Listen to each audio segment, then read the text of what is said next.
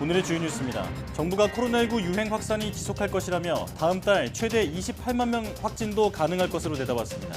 이런 가운데 전파력이 강한 오미크론 하위 변이 BA.5 검출률이 50%를 넘었습니다.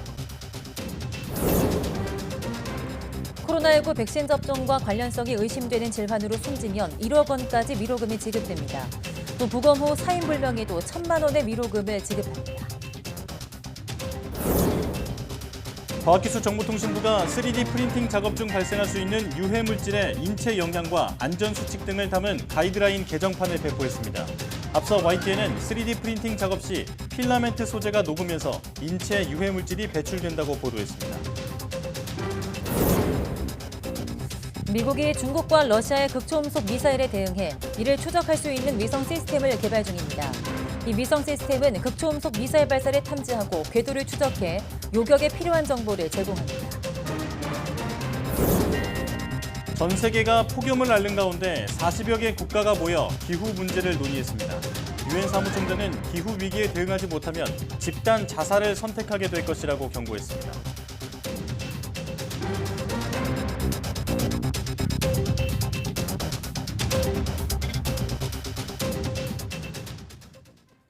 여러분 안녕하십니까? 사이언스 투데이 시작합니다. 방역당국은 코로나19 유행 확산세가 계속될 거라며 다음 달 최대 28만 명 확진도 가능하다고 내다봤습니다. 중앙방역대책본부는 전문가들의 유행 예측 결과 다음 달 중순에서 말까지 하루 평균 확진 규모가 정점에 달해 20만 명 이상, 최대 28만 명까지 확진자가 나올 수 있다고 밝혔습니다.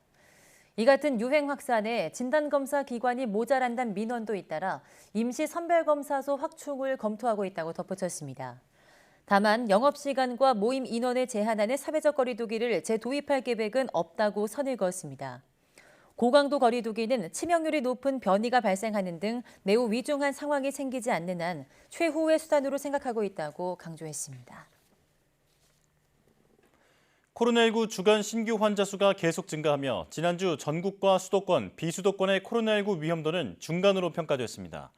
방역당국은 지난주 코로나19 주간 신규 환자가 23만 58명으로 하루 평균 32,865명 발생해 전주 대비 105.6% 급증했다고 밝혔습니다. 감염 재생산 지수도 1.58로 전주 1.4보다 큰 폭으로 상승해 3주 연속 1 이상의 확산세를 유지하고 있습니다.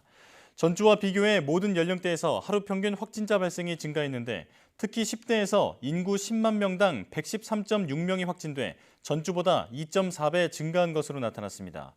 또 중증 위험이 높은 60세 이상 확진자의 규모와 비중 모두 7월 첫째 주 대비 증가했습니다. 지난주 주간 신규 위중증 환자 수는 71명으로 전주 대비 47.9% 증가했고 사망자도 104명으로 전주 대비 67.7% 급증했습니다. 코로나19 BA.5 변이 검출률이 전체의 절반 이상을 차지한 것으로 나타났습니다. 켄타우로스로 불리는 BA.2.75 변이는 최초 확진자 이후 추가 감염자는 확인되지 않았습니다. 중앙방역대책본부는 지난 16일 0시 기준 국내 감염과 해외 유입 사례 모두 오미크론형 변이 검출률이 100%를 차지했고 이 가운데 전파력이 빠른 BA.5 검출률이 7월 첫째 주 35%에서 지난주 52%로 증가했다고 밝혔습니다. 해외 유입 사례에서 BA.5 검출률은 70%에서 62.9%로 감소했지만 국내 감염 사례에서 검출률은 23.7%에서 47.2%로 큰 폭으로 증가해 국내에서도 조만간 우세종화할 것으로 예측됐습니다. 7월 첫째 주 대비 7월 둘째 주 국내 감염에서 검출률이 증가한 건 BA.5 변이가 유일하고 다른 세부 계통 변이들은 모두 국내 검출률이 감소했습니다. BA.2.75는 첫 사례 외에 추가 검출은 확인되지 않았습니다. 코로나19 백신 예방접종 관련 피해자에 대한 국가 지원이 강화됩니다. 지방관리청은 백신 접종과의 관련성이 의심되는 질환인 지원금을 최대 3천만 원에서 5천만 원으로 사망위로금은 5천만 원에서 1억 원으로 상향 조정된다고 밝혔습니다. 또 예방접종을 하고 42일 안에 숨졌는데 부검 후 사인 불명으로 나오는 경우에는 위로금 1,000만 원을 지급합니다.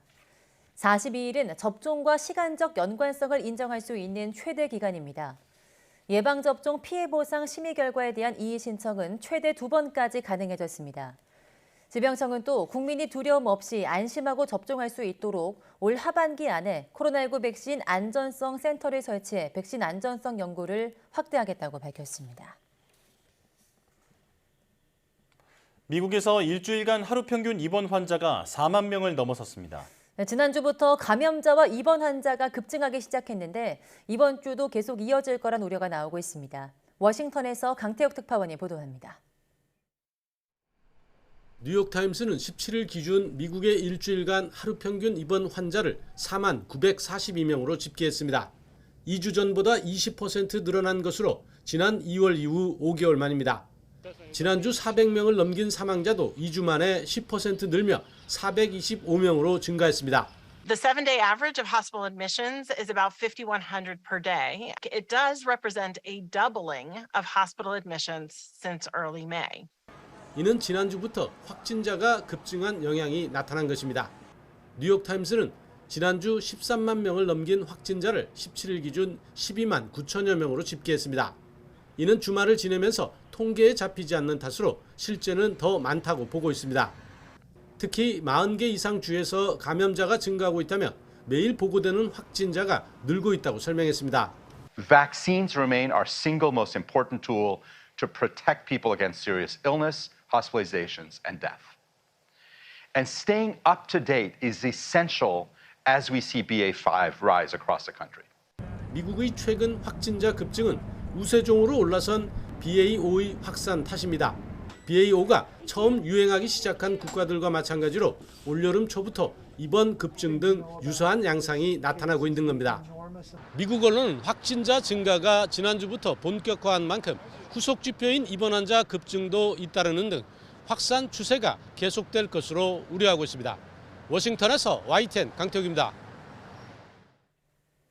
현재 유럽에서는 푹푹 찌는 폭염에 산불까지 겹쳐 피해가 커지고 있는데요. 스페인에서는 마을로 불이 번지는 것을 막기 위해 굴삭기로 땅을 파던 중 순식간에 화염에 휩싸였지만 가까스로 몸을 피한 한 주민의 영상이 화제입니다. 네, 외신이 이 주민을 굴삭기 영웅이라고 부르게 한 긴박했던 순간이 고스란히 영상에 담겼습니다. 이동원 기자입니다. 며칠째 소방관과 주민들이 산불을 막기 위해 사투를 벌이고 있는 스페인 북서부 타바라의 한 마을입니다. 강한 바람을 타고 불길이 마을로 접근하자 주민들이 애써 키운 작물을 미리 걷어들이고 물을 뿌리며 집까지 불이 번지는 것을 막고 있습니다. 이 와중에 한 주민이 굴삭기를 몰고 나왔습니다. 참호를 파 저지선을 만들어 불이 번지는 것을 막기 위해서입니다. 그러나 맹렬한 화염이 불길을 뒤로한 채 들판을 가로질러 달리던 굴삭기를 순식간에 삼켜버렸습니다.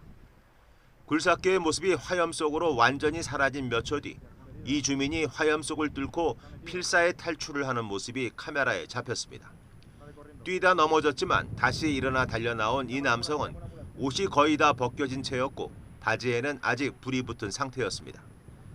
외신이 굴삭기 영웅으로 부른 이 남성은 건설 자재 창고를 운영하는 앙헬 마르틴 아루오나로 씨로 심한 화상을 입어 곧바로 병원으로 옮겨졌습니다. Aquí parece que lo tenemos controlado, pero un amigo mío se le ha quemado una máquina excavadora y se ha debido de lastimar. Se ha quemado y lo han llevado en helicóptero y a ver qué pasa ahora. 유럽에서 며칠째 폭염이 이어지는 가운데 프랑스와 스페인, 포르투갈 곳곳에서 산불이 발생해 프랑스에서만 3만 명이 넘는 이재민이 발생했습니다. YTN 이동원입니다. 폭염과 산불, 폭우 등 이상기후로 지구촌 곳곳이 몸살을 앓는 가운데 전 세계 40여 개 나라가 모여 기후 문제에 대해 논의했습니다. 안토니오 구테르스 유엔 사무총장은 기후 위기에 대응하지 못하면 집단 자살을 선택하게 될 것이라고 경고했습니다. 김선희 기자입니다. 시뻘겋게 타오르는 산불이 온 세상을 집어삼킬 듯 맹렬하게 번지고 있습니다. 프랑스와 포르투갈, 모로코 등 유럽 곳곳에서 산불로 수만 명이 대피했습니다. 폭염으로 인한 사망도 잇따르고 있습니다. 포르투갈에선 일주일간 폭염으로 600여 명이 사망하고 스페인도 300명을 훌쩍 넘겼습니다. 영국은 처음 적색 폭염 경보까지 발령했습니다. I've been a meteorologist for about 30 years and I've never seen the charts that I've seen today. 끔찍한 기후재앙 속에서 전 세계 40개 나라가 대응책 마련을 위해 한자리에 모였습니다. 2009년 코펜하겐 기후회담이 실패한 이후 독일 주도로 열린 장관급 연례 회담입니다. 안토니우 구테우스 유엔 사무총장은 작심한 듯 경고성 메시지를 쏟아냈습니다. We have a choice, collective action or collective suicide. It is in our hands. 독일은 파리 기후협약을 잊어서는 안 된다며 산불과 폭염은 지구온도 상승을 1.5도 아래로 제한해야 한다는 것을 여실히 보여준다고 말했습니다. Putins brutaler Angriffskrieg gegen die Ukraine, sein Einsatz von Energie als Waffe, die rasant steigenden Energiepreise, all das bestärkt uns nur in diesem Ziel. 우크라이나 사태로 석탄 발전 비중이 높아지는 것은 일시적인 현상이고 2045년까지 탄소 중립을 실현하겠다고 강조했습니다. Wir haben in den letzten Jahren viel zu viel Zeit verplempert. Wir müssen jetzt unsere Klimaanstrengungen in den nächsten 8 Jahren halbieren. 이런 가운데 유럽연합 영토 거의 절반가량이 심각한 가뭄에 노출돼 있다는 분석이 나왔습니다. 프랑스, 스페인, 이탈리아 등이 심각한데 이탈리아 5개 지역은 이미 비상사태를 선언했습니다. YTN 김선입니다. 네, 이처럼 유럽이 기록적인 불볕더위로 신음하는 가운데 미국에서도 폭염경보가 발령됐습니다. 미국 기상청 산하 기상예보센터는 현지 시간 18일 이틀간 중서부 지역 주민 4천만 명을 대상으로 폭염경보를 내렸다고 CNN 방송이 전했습니다. 기상예보센터는 위험한 더위가 중부와 일부 남서부 지역에 계속 영향을 미칠 것이라며 이들 지역 기온이 32.2도에서 37.7도에 달할 것으로 예보했습니다. 특히 텍사스와 오클라호마, 사우스다코타 일부 지역과 캘리포니아 중부지대인 샌화킨밸리의 최고 기온은 40도를 넘을 것이라고 경고했습니다. 또 폭염 때문에 캘리포니아 등 남서부 지역의 가뭄 상황이 더욱 악화하면서 산불이 발생할 가능성도 커지고 있다고 전했습니다.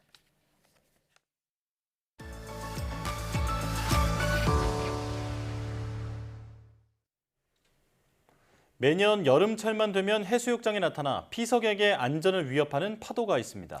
네, 일명 거꾸로 치는 파도라 불리는 이안류에 대해서 오늘 날씨 학개론에서 자세하게 알아보겠습니다. 반기성 K웨더센터장과 함께합니다. 어서 오세요. 네, 안녕하세요. 네, 안녕하십니까. 몇 년 전부터 피서객들에게 이안류 조심하라는 얘기가 방송을 통해서 전달되면서 이제는 이름은 들어보신 분들이 많이 있을 것 같은데요. 센터장님께서 이 이안류가 뭔지 정확하게 설명해 주시죠. 일단 뭐 올해 7월 1일을 이제 시점으로 해갖고서 이제 해운대 해수욕장 등 많은 해수욕장들이 사실 이제 개장을 했죠. 사실 바다라는 것은 이제 더위를 피하기 가장 매력적인 장소이지만 곳곳에 위험 요소가 숨겨져 있기도 한데요.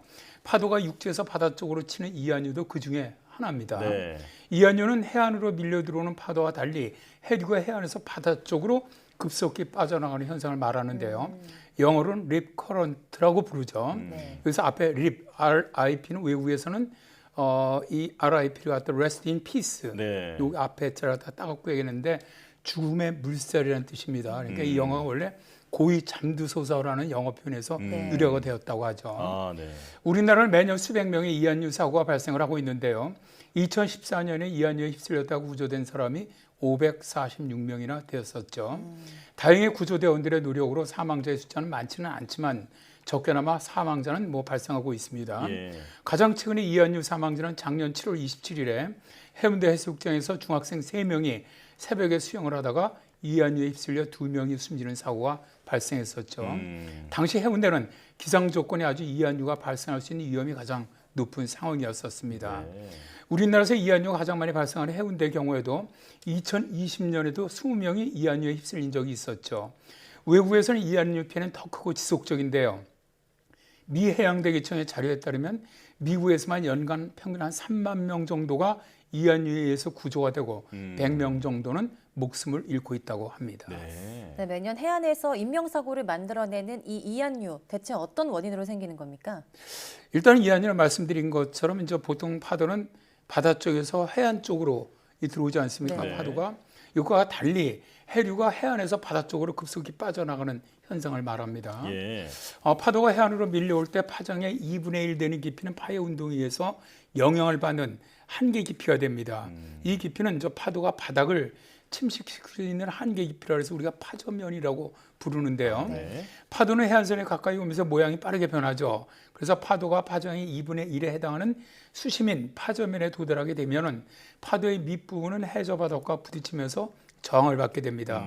이 마찰 저항은 파도의 운동을 방해하면서 파도의 모양을 변형시키는데요. 즉 파고는 높아지게 되고 파장은 감소하게 되죠. 그렇게 되면 파도 진행 방의 앞쪽이 더 얕은 바다일 경우는 뒤쪽보다는 앞쪽으로 더 경사지게 됩니다. 결국 파도 앞쪽이 너무 경사지게 되어서 진행파를 유지할 수 없게 되는데 파도의 뒤쪽으로는 계속 앞으로 움직여 오기 때문에 파도는 붕괴되고 부서지게 되죠. 그런데 파도가 부서질 때 물의 운동은 빠른 강물에서 보는 것처럼 난리 형태가 되는데 이런 부서진 물을 우리는 이제 쇠파라고 부릅니다. 모든 파도는 쇠파로서 에너지가 닿을 때까지 암석이라든가 혹은 경사진 해안으로 전진해 오는데 밀려 들어온 바닷물이 다시 먼 바다로 빠져나갈 통로를 찾으면서 해안을 따라 이동하게 됩니다. 이때 길을 찾으며 이동하던 바닷물이 밀려 들어오는 파도가 가장 약한 곳, 그것을 통해서 한꺼번에 빠져나갈 때 이때 이연류가 발생을 합니다. 폭은 한 10에서 40m 정도, 길이는 한 500m 정도로 뭐 적은 편이죠.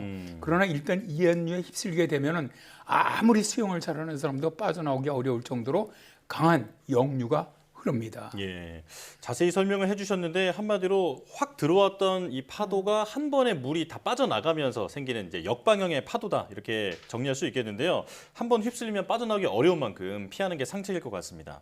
자, 그렇다면 이한류가 잘 발생하는 어떤 구조나 기상 상황이 있을까요? 뭐 일단 기본적으로 파도가 발생하는 모든 해변에는 다 이한류가 발생할 가능성이 있습니다.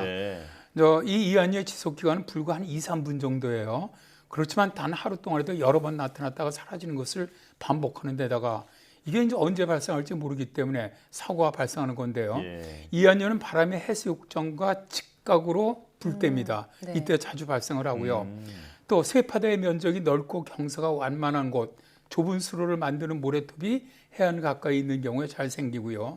또 바닷물의 색깔이 현저하게 차이 나는 것도 주의를 해야만 합니다. 바다의 거품이라든가 해저 등이 바다를 향해서 일렬로 꾸준히 움직이는 해안가에서 생길 가능성이 아주 높고요. 해안선이 단조로워서 물결이 부서지는 구역이 넓은 해수욕장에서 이한류가 많이 발생을 하는데요. 동해안의 낙산 해수욕장이라든가 부산 해운대, 송정 해수욕장, 광안리 해수욕장, 대천 해수욕장 등이 여기에 해당이 됩니다. 그리고 이한류는 기상이라든가 지역 및 해상의 여러 가지 원인이 복합적으로 작용하면서 발생하게 되는데요. 외해에서 강한 바람으로 인해 높은 파도가 형성돼서 장파가 해안에 거의 정면으로 밀려 들어오고 물결이 부서지는 쇠파도가 넓게 형성된 곳에서는 이한류가 발생할 가능성이 아주 매우 높습니다.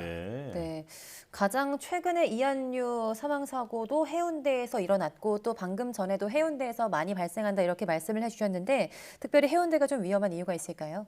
일단 이제 해운대 해수욕장 같은 경우는 이 해안선 길이도 평탄하고 넓어요. 그다음에 해안가가 트인 방향이 있거든요. 그래서 다른 해수욕장과 아주 그 차이를 보이는데요. 해운대 해수욕장의 해안가는 정남쪽을 향하고 있습니다. 근데 그 인근에 있는 광안리 해수욕장이라든가 송정 해수욕장 같은 경우는 남동쪽 방향을 바라보고 있거든요. 근데 우리나라는 독특하게 여름철에는 남풍이 불 가능성이 매우 높습니다. 그러다 보니까 광안리나 송정 해수욕장에 비해서 해운대 해수욕장에서 이한류가 발생할 확률이 많이 높아지는 것이죠. 해운대 피서객분들은 특히나 신경을 많이 쓰셔야겠습니다. 자, 피서객의 안전과 직결된 만큼 이 이한류에 대한 연구도 꼭 필요해 보이는데요. 국내 연구 상황은 어떻습니까? 아쉽게도 이제 우리나라 아직도 선진국에 비해서 이한류에 대한 어떤 이런 연구라든가 기술이 좀 연구도 늦었고 기술력도 좀 약간 떨어지는데 어쨌든 외국에서는 1970년대부터 연구가 시작됐고요. 1980년대 들어와서 이한류 수치 모형에 대한 연구를 개발을 했고요. 1990년대 들어서면서 다양한 연구 결과가 나오고 있는데요. 우리나라는 1980년대 유동훈 등의 해빈류 수치 모형 연구를 시작을 했고 이후에 1990년대 최은주, 이정만 등이 해빈류에 대한 모형이나 바람 방향을 연구한 적은 있습니다. 그러나 이제 본격적인 이한류 연구는 2010년 해운대 이한류 사고가 발생한 직후부터 이루어지기 시작을 했는데요. 본격적인 해운대 이한류 수치 모의 연구 및 부위 관측 등이 이제 실시가 되기 시작을 했습니다. 미국을 비롯한 일본이나 이스라엘, 덴마크, 뉴질랜드 등에서는 파고개라든가 부표라든가 영상 관측기라든가 유속계 등을 설치해서 다양한 현장 관측을 병행을 하고 있는데 이것은 이안류와 파랑이라든가 해저 지형 등과의 그 관계가 아주 중요하기 때문입니다. 최근 연구 결과에 의하면 이안류의 강도는 파랑 에너지가 증가하고 수심이 낮아질수록 커지고요. 가장 빠른 흐름은 쇠파대에서 발생을 하고 해저면에 굴곡이 심한 곳에서 아주 이안류가 자주 발생한다고 알려져 있습니다. 네. 그 미국 해양대기청에서 작년에 이안류 예측 모델이라는 걸 개발했다고 하는데요. 이게 뭡니까? 작년 10월이었죠. 미 해양대기청에서 이제 이안류, 그러니까 미국 전국입니다. 미국 전국 전체로 최초로 이안류 예측 모델을 출시를 했습니다. 이 새로운 모델은 최대 6일까지 예보를 해주는데 미국 해변을 따라 이안류의 시간당 확률을 예측해주고 있는 것이죠. 날씨나 강수량을 예측하는 것과 아주 유사하게 이 모델은 0%에서 100%까지 이안류의 가능성을 예측해주고 있습니다. 미 해양대기청의 니콜 루베 박사는 이 새로운 노아 모델의 출시와 함께 해변을 찾는 사람들과 보트 타는 사람들을 위한 안전은 큰 도약을 하고 있다. 위험한 이안류에 대한 예측 능력을 6일까지 연장을 함으로써 예보관과 함께 지방당국은 주민들에게 치명적인 해안 위험의 존재를 알릴 수 있는 더 많은 시간을 제공해 줌으로써 생명을 구하고 지역사회를 보호할 수 있다라고 말하고 있는데요. 이안류 예보 모델은 미국 동부와 걸프 해안의 대부분, 캘리포니아 지역, 하와이, 구암, 푸에르토리코 일부를 포함하고 있습니다. 자, 미국은 해양대기청에서 이 정보를 알려준다고 하는데 그렇다면 우리나라에서는 이안류 예보가 어디서 이루어지고 있나요? 우리나라에서는 이제 기상청에서 이안류 예측 발표를 해주고 있습니다. 기상청은 이제 강릉 경포대, 다음에 강릉 경문해수욕장, 강릉의 안목, 그다음에 부산의 해운대, 제주의 중문, 양양 낙산, 보령 대천, 완도 신지명 명산심리 해수욕장을 대상으로 해서 이안류 예측을 3일간 실시하고 있습니다. 기상청 날씨 누리에 들어가서 보시면 해양일기도라는 게 나와요. 좌측에. 6월부터 8월까지 이안류 예보가 제공이 되는데요. 그리고 해양수산부 국립해양조사원은 국민들이 이안류로부터 안전하게 해수욕을 즐길 수 있도록 올해 경북 고래벌 해수욕장이 추가된 전국 10개 해수욕장을 대상으로 실시간 이안류 감시 서비스입니다. 그러니까 기상청은 예보를 해주는 것이고요. 해양조사원은 그냥 실시간 자료만 보내주는 것이죠. 이안류 감시 시스템은 파고기라고 관측한 파도의 특성, 그러니까 파고라든가 주기라든가 파양 등을 분석을 하고 이를 이안류 위험지수를 산정한 다음에 발생 가능성에 따라 이안류 지수를 관심, 주의, 경계, 위험 등 4단계로 분류를 해서 실시간으로 제공을 하고요. 이안류 정보는 각 지방자치단체라든가 소방본부, 해양경찰 등에 제공을 하고 일반 국민들은 국립해양조사원 웹 서비스라든가 앱 서비스를 통해서 확인해 보시면 되겠습니다. 마지막으로 날씨가 굉장히 더워서 말씀하신 것처럼 이제 해수욕을 즐기시는 분들 굉장히 많으실 것 같은데 안전하게 해수욕을 즐기는 방법이 있다면 어떤 게 있을까요?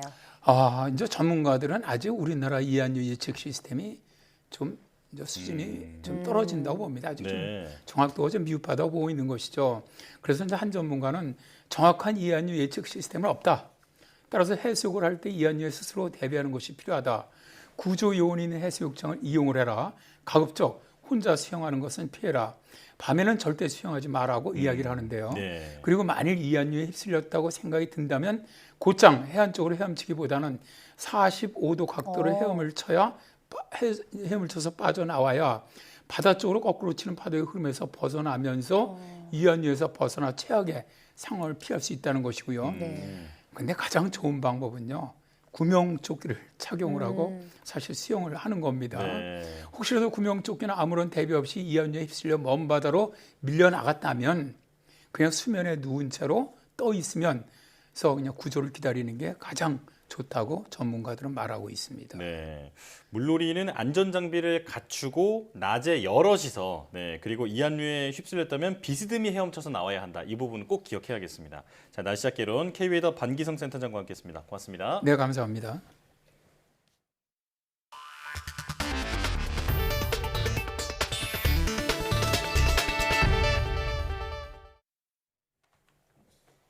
지난 17일 새벽부터 인천과 강원, 대전 등 전국 30개 남짓 지역에 택시 호출 시스템을 제공하는 업체가 해킹 공격을 받아 서비스가 중단됐습니다. 외국인으로 추정되는 해커는 복구 대가로 비트코인을 요구한 것으로 전해지는데 교통 약자를 비롯한 시민 불편이 커지고 있습니다. 나인 기자입니다. 인천 지역 택시 호출 서비스를 제공하는 스마트폰 앱이 먹통이 됐습니다. 운영업체 서버가 일요일 새벽 해외 해킹 조직의 랜섬웨어 공격을 받아 시스템이 마비된 겁니다. 인천 말고도 해당 업체가 택시 호출 서비스를 제공하는 지방자치단체는 강원도 11개 시군과 대전, 부산 등 30개 남짓으로 파악됐습니다. 특히 부산 같은 경우 장애인 콜택시 호출 서비스가 작동하지 않아 교통 약자들이 불편을 겪고 있습니다. 장애인 콜택시 자비콜 이용하시는 분들이 한 3,000 정도 되고요. 들이받은 900에서 1,000콜 정도 돼요. 데이터 자체가 없는 상태라서 강제로 배차를 하는 거 위치 정보를 파악을 할 수가 없으니까. 산간 지역을 포함한 다른 피해 시군 역시 예전처럼 일반 전화로 택시 배차가 이루어지는 것으로 알려졌습니다. 랜섬웨어는 컴퓨터 시스템을 정상적으로 쓸 수 없도록 암호화하고 이를 풀어주는 대가로 돈을 요구하고자 퍼뜨리는 악성 프로그램입니다. 운영업체는 예비 서버를 둔 지자체 3곳의 호출 서비스는 자체 복구했지만 나머지 대부분 지역은 고객 정보나 가맹 택시 데이터를 확인할 수 없는 상황입니다. 일단 추가 피해를 막고자 해커가 요구한 우리 돈 1억 원어치 비트코인을 지급한 뒤 데이터 복구 키를 요구했습니다. 보니까 그 해커들이 야간에 이렇게 활동을 한다 그래서 그쪽 연락을 기다리고 있는 거지 새롭게 시스템을 다시 구축해서 이제 운영을 하게끔 만들어야 되는데. 업체는 복구 키를 받게 되면 이틀에서 사흘 안에 시스템 운영이 정상화할 거라고 내다봤습니다. 업체는 한국인터넷진흥원과 피해 원인, 규모 등을 조사하고 있는데 경찰의 수사 의뢰도 검토하고 있습니다. YTN 나힌입니다. 과학기술정보통신부는 안전한 3D 프린팅 사용을 위한 3D 프린팅 안전 이용 가이드라인 개정판을 배포한다고 밝혔습니다. 개정 가이드라인은 국내외 문헌 조사를 통해 3D 프린팅 작업 중 발생할 수 있는 나노 수준의 미세 입자와 주요 휘발성 유기 화합물 등 위험 요인과 신체에 미치는 영향 등을 안내합니다.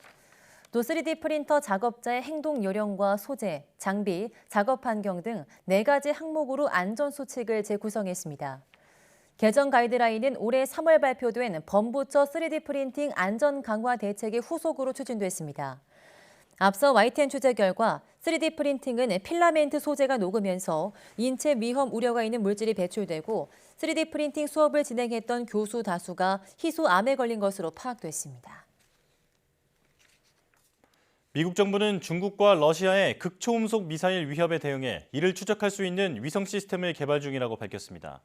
데릭 투니어 미국 우주방어청 청장은 현지 시각 18일 브리핑에서 방산업체인 L3 해리스 테크놀로지, 노스럽 그러먼과 28대의 위성을 쏘아 올리기 위한 13억 달러 규모의 계약을 했다고 밝혔습니다. 첫 발사는 오는 2025년 4월에 예정돼 있습니다. 중국은 지난해 극초음속 미사일 시험을 했고 러시아는 우크라이나 전쟁 때 이 무기를 직접 사용했습니다. 투니어 청장은 미국이 극초음속 미사일을 탐지하고 추적하기 위한 위성을 쏘아 올리지 않았다며 우리는 이를 추적하는 데 필요한 제한적 능력만 갖추고 있다고 이번 계약에 의미를 부여했습니다. 세계에서 시가총액이 가장 큰 기업인 미국의 애플이 긴축 경영에 나선 것으로 알려졌습니다. 네, 이런 가운데 미국인 10명 중 8명은 나라가 제대로 운영되지 않고 있고 경제 상황이 나쁘다고 생각하는 것으로 나타났습니다. 이종수 기자입니다. 애플이 경기 침체에 대응하기 위해 채용 속도를 늦추고 지출도 줄일 계획이라고 블룸버그 통신이 보도했습니다. 다만 애플의 긴축 경영은 일부 사업에만 적용될 예정입니다. 앞서 마이크로소프트와 구글, 메타, 테슬라 등 빅테크 그룹들도 경기 침체 우려에 따라 인력 감축과 신규 채용 축소 방침을 밝혔습니다.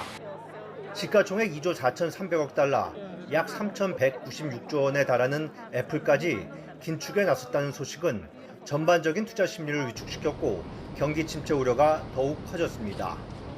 이런 가운데 어려운 경제 상황에 대한 인식 등에 따라 미국인 10명 중 8명은 나라가 제대로 운영되지 않고 있다고 생각한다는 여론조사 결과가 나왔습니다. 나라가 잘 운영되고 있다고 보느냐는 질문에 응답자의 21%만이 긍정 답변했다고 CNN은 보도했습니다. 부정 답변은 79%에 달해 같은 조사 기준으로 2009년 이후 가장 낮은 수치입니다. 경제 상황과 관련해서도 비슷한 결과가 나와 응답자의 18%만이 좋다고 답했고 82%는 좋지 않다고 평가해 2011년 이후 최저치를 기록했습니다. 현재 가정에서 직면하고 있는 가장 큰 경제적 문제로 응답자의 75%는 물가 상승을 꼽았습니다. 백악관은 유가가 4달러 밑으로 떨어질 가능성이 있다는 전망을 내놓으며 민심 달래기에 나섰습니다. It's reasonable to expect more gas stations to lower their prices in response to lower input costs and thus, barring unforeseen market disruptions, to see average prices fall below $4 per gallon in more places in coming weeks. 바이든 대통령의 국정수행 지지율이 38%로 집계된 가운데 CNN은 11월 중간선거를 앞두고 바이든 대통령에 대한 여론 지형이 좋아지는 기미는 전혀 찾아보기 힘들다고 진단했습니다. YTN 이종수입니다. 미국 중심의 반도체 공급망 칩4 동맹에 우리나라가 참여하는 문제를 두고 중국이 견제에 나섰습니다. 수출 효자 종목인 반도체의 대중 수출 의존도가 높은 만큼 우리 정부는 물론 반도체 업체들도 고심이 깊어지고 있습니다. 베이징에서 강정규 특파원이 보도합니다. 중국의 수도 베이징 중심가에 우뚝 솟은 삼성타워입니다.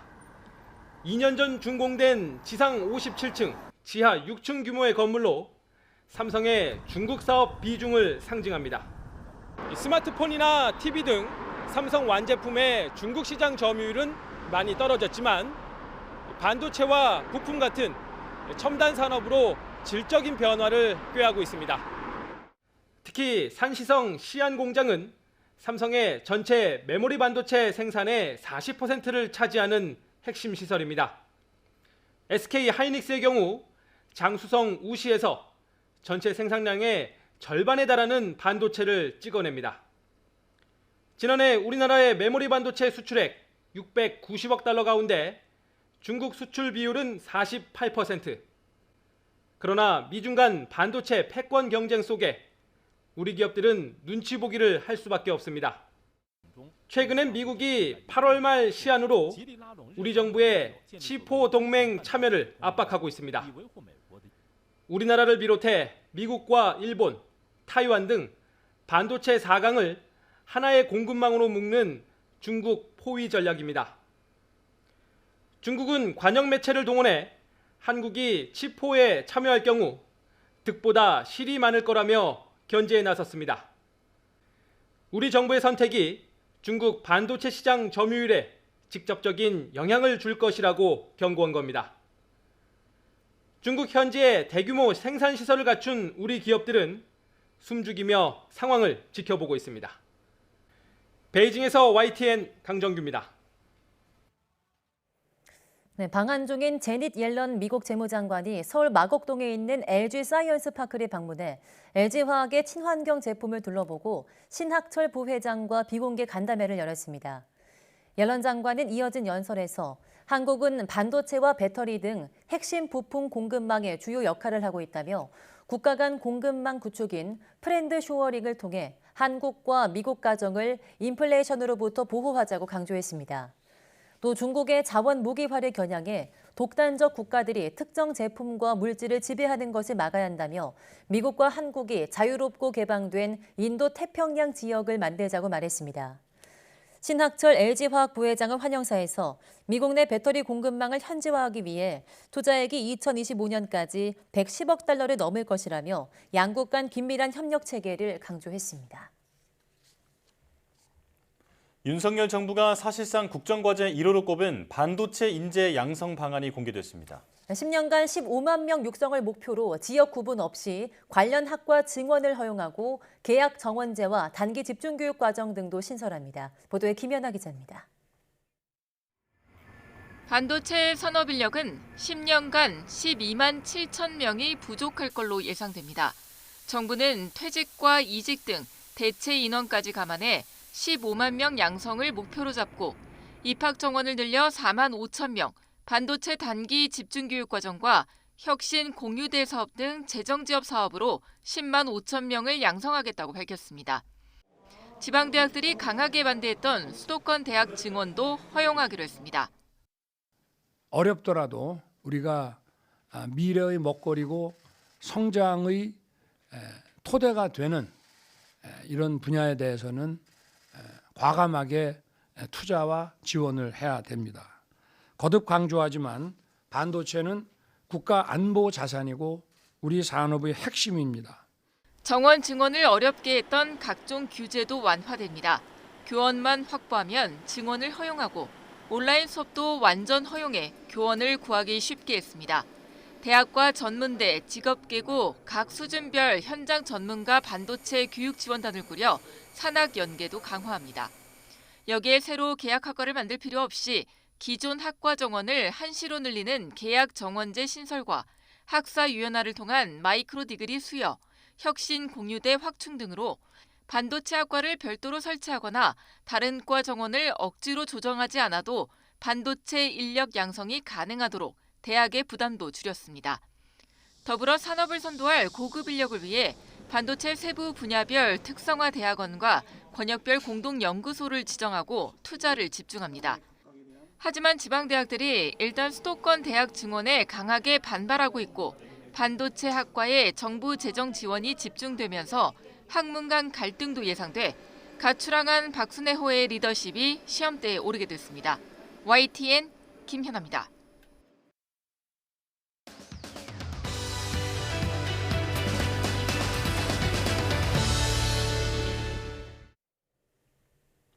많은 사람들이 이른바 성공의 필수 요건 중 하나로 지능을 꼽는데요. 사회적으로 좋은 성취를 이루기 위해서는 정서 지능을 높이는 게 필수인데 사람마다 다른 감정에 공감하고 자신의 감정을 솔직하게 표현하는 게 중요하다고 합니다. 네, 오늘 한길 사람 속은에서는 감정을 다루는 능력, 정서 지능의 힘에 대해서 알아보겠습니다. 서울디지털대학교 상담심리학부 이지영 교수와 함께합니다.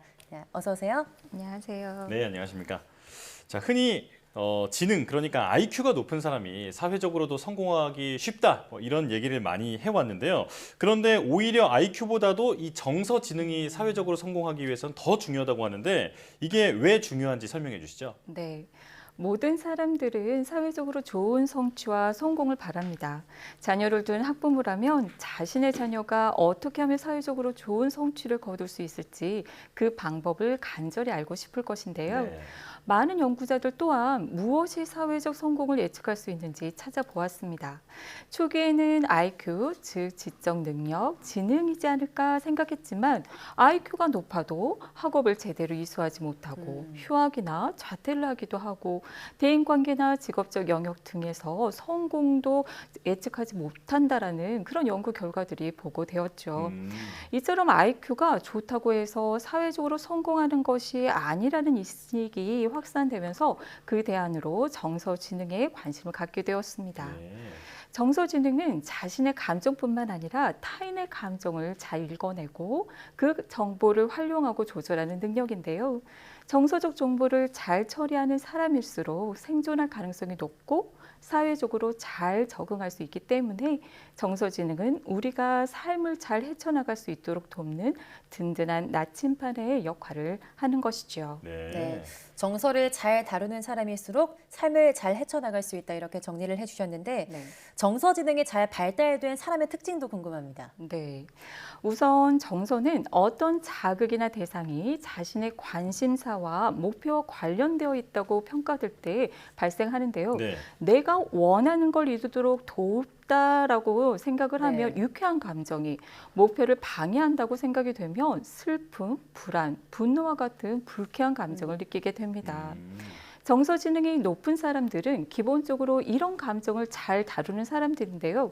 대개 이런 분들은 자신뿐 아니라 다른 사람의 표정이나 행동을 보고 그 사람이 지금 어떤 감정을 느끼고 있는지 읽고 이해하는 능력이 풍부하고요. 더 중요한 건 이러한 정보를 바탕으로 처한 상황에서 적절히 행동하고 대처하는 능력이 있습니다. 예를 들어 말다툼이 벌어지는 불쾌한 상황이 연출되었을 때 상대방에게 적극적으로 반박해야 하는지 물러나야 할지를 알고 무엇에 관심이 있고 목표와 욕구가 무엇인지 압니다. 의사결정이나 의사소통에 필요한 정보와 의미를 파악하여 적절히 판단하고 대처함으로써 생존하고 적응할 수 있는 것이죠. 또한 정서지능이 높은 사람들은 다른 사람들과 정서적인 유대감과 친밀한 관계를 더 잘 형성하면서 유능감을 발휘할 조건을 보다 잘 확보할 수 있습니다. 네. 자, 어떤 사람인지 제가 유심히 들어봤는데 아마 제가 좀 해당되는 게 아닌가 이런 생각이 들었습니다. 네. 자, 그런데 마지막에 유능감이라고 하셨잖아요. 이거는 어떤 의미인가요? 네, 내 스스로 무언가를 해낼 수 있다는 느낌이라고 볼 수 있는데요. 유능감이 있을 때 우리는 대인관계에서 적극적으로 다가가고 학교나 직장 등에서 자신 있게 활동에 참여할 수 있겠죠. 그런데 인간이 사회적 성취를 위해선 이러한 유능감을 발휘할 수 있어야 되고 발휘하려면 사전 조건이 필요합니다. 자존감이랑 좀 비슷하게 들리는 것 같은데 유능감이. 그럼 사전 조건에는 어떤 것들이 있을까요? 네. 인간은 누군가와 친밀한 관계를 형성하고 그 관계를 통해서 소속감을 느끼고 그 안에서 보호받을 수 있다는 안전감과 안정감을 느낍니다. 안전감과 안정감을 느낄 때 비로소 자신감을 갖고 무엇인가 해낼 수 있다는 유능감을 발휘하며 활동을 해갈 수 있는 거죠. 정서지능이 높은 사람들은 다른 사람들과 정서적으로 친밀한 관계를 잘 형성하면서 유능감을 발휘할 조건을 더 잘 확보하겠죠. 자녀를 둔 학부모라면 자녀의 학업 성적에 관심이 많으실 텐데 연구에 의하면 학업이 본격화되는 초등학교 4학년부터 고등학교까지 성적은 비교적 안정되게 유지된다고 합니다. 그 성적에 가장 큰 영향을 미치는 요인이 사회성이고 사회성에 가장 큰 영향을 미치는 요인이 바로 정서성인 거죠. 따라서 정서지능이 높을수록 대인관계를 잘 맺고 학교 생활을 잘 하겠죠. 또한 안정된 학교 환경에서 유능감을 발휘하면서 좋은 수행평가와 우수한 학업 성적을 거둘 수 있습니다. 나아가 다양한 사회적 상황에서 잘 대처해서 좋은 평가를 받을 뿐 아니라 취업 상황에서 좋은 기회를 얻을 가능성이 높겠죠. 따라서 비교적 학업에 대한 스트레스가 적은 초등학교 저학년에는 정서성과 사회성에 집중하는 것이 추후에 좋은 학업 성적을 거둘 수 있는 밑바탕이 될 수 있겠습니다. 네. 사람은 사회적 동물이라고 하니까 인간관계가 좋아야 뭐든지 더 잘할 수 있다 이런 말로 이해가 되는데요. 자, 교육 얘기를 해주셨는데 양육 과정에서 부모의 행동 때문에 아이의 정서지능이 낮아지는 경우가 있다라고 들었습니다. 이건 어떤 얘기인가요? 네, 많은 사람들이 감정을 단순히 참고 억제해야 한다고 생각을 하죠. 특히 양육 과정에서 보면 부모님들이 자신도 모르게 자녀의 감정을 무시하곤 합니다. 뭐가 무서워? 이건 무서워할 일 아니야? 뭐가 부끄러워? 부끄러워할 일 아니야. 야, 이게 화날 일이니? 불안할 일 아니야. 왜 울어? 그게 울 일이야? 이럴 때 아이는 혼란을 느끼는 거죠. 나는 화가 나는데 화날 일이 아니면 뭐지? 슬퍼서 눈물이 나는데 그럼 어떻게 해야 하지? 그럼 무엇을 느끼는 게 맞지? 모든 게 혼란스러운 상태가 됩니다. 의문투성이인이 혼란스럽고 불안정한 상태가 되죠. 이런 일이 반복되면요, 자신의 감정이 잘못되고 문제가 있다고 지각을 하고 감정을 느끼는 자신에 대해서 수치심과 죄책감만저 갖게 되는 것입니다. 또한 불쾌한 감정을 느끼거나 표현할 때 받게 된 그런 타박이 처벌로 지각이 되어서 불쾌한 감정을 느껴서는 안 되는 것 무시하고 억압하고 감추게 되죠. 감정에 대해서 참고 억제해야 한다고 생각하게 됩니다. 그런데 우리가 세상을 살아갈 때 판단하고 결정하는 소스가 어디에서 오겠습니까? 곁에서 계속 쫓아다니며 알려주는 사람이 있는 것도 아니고 바로 내가 보고 듣고 느끼는 지각, 감정, 생각, 판단이 되죠. 그런데 자신이 느끼는 감정을 믿지 못하게 되니 감정뿐만 아니라 자신의 지각, 생각, 판단까지 믿지 못하면서 불안하고 위축되게 됩니다. 자신감이 없고 낮은 자존감을 갖게 되는 것이죠. 그런데 자존감은요, 이 험난한 세상을 살아갈 수 있도록 해주는 자원이자 무기입니다.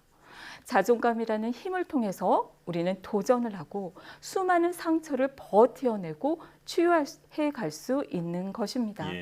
따라서 부모는요, 자녀의 성장기 동안 자존감을 든든하게 해줘야 합니다. 네. 그렇다면 자존감을 높이려면 어떻게 해야 될까요?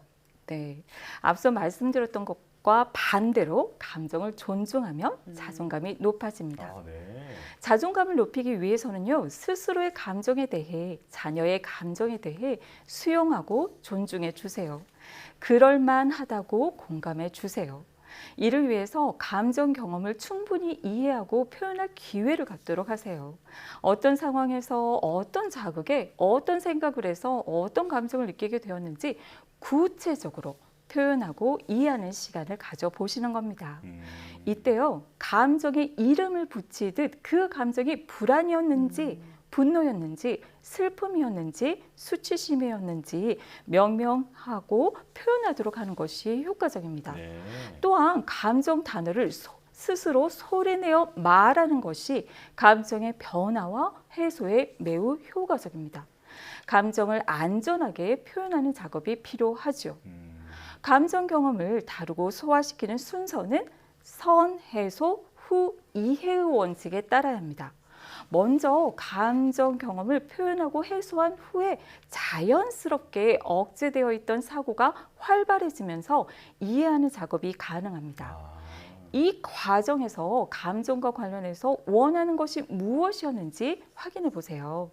감정이 발생했다는 것은 반드시 원하는 것이 있었기 때문이므로 감정을 이해하도록 돕고 나아가 감정의 재발을 막기 위해서는 관련해서 내가 무엇을 원했는지 욕구를 확인하는 것이 필요합니다. 보통 그 나쁜 감정들은 숨겨야 된다, 뭐 표출하면 안 된다 이렇게 생각하는데 그 감정이 어디서 왔는지 좀 확인하는 작업도 필요할 것 같습니다. 네, 지금까지 서울디지털대학교 상담심리학부 이지영 교수와 함께했습니다. 고맙습니다.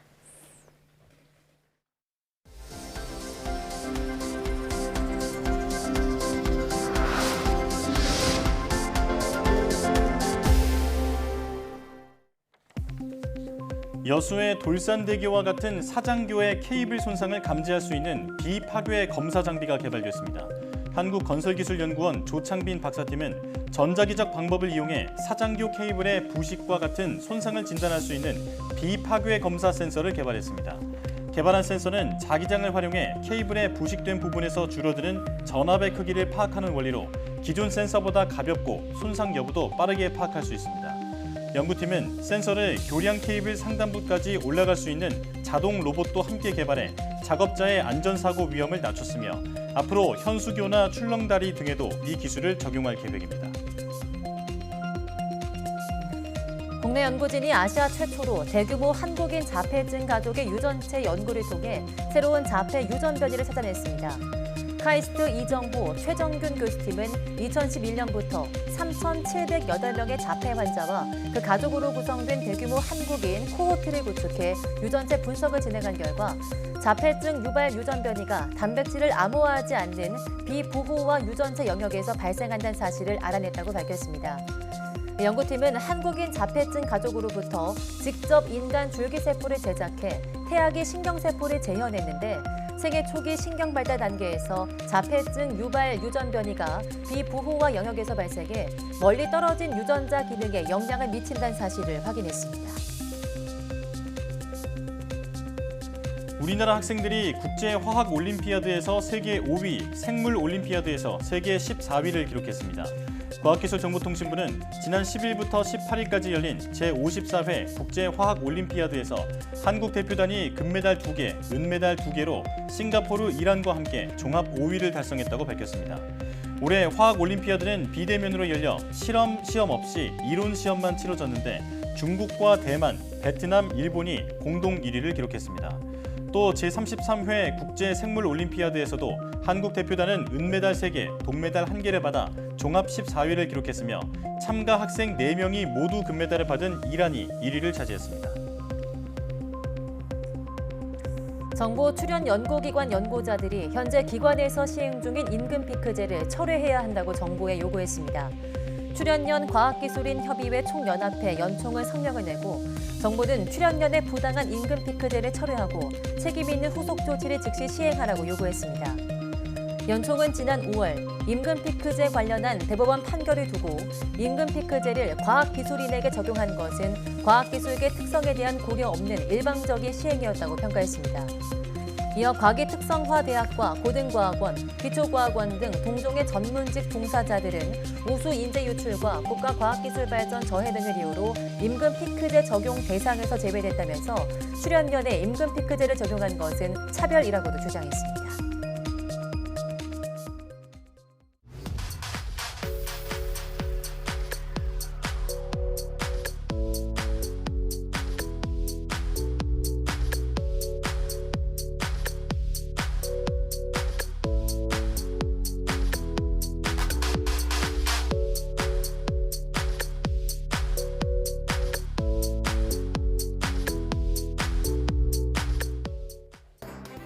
조금 전 보도해드렸듯이 얼마 전 택시 호출 서비스 업체가 해킹 공격을 받아 영업이 중단되는 일이 있었죠.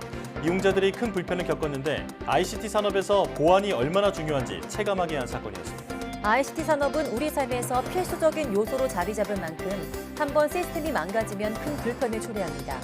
서비스의 편리성뿐 아니라 안정적인 운영을 위한 노력도 뒷받침돼야겠습니다. 사이언스 투데이 마칩니다. 함께해 주신 여러분 고맙습니다.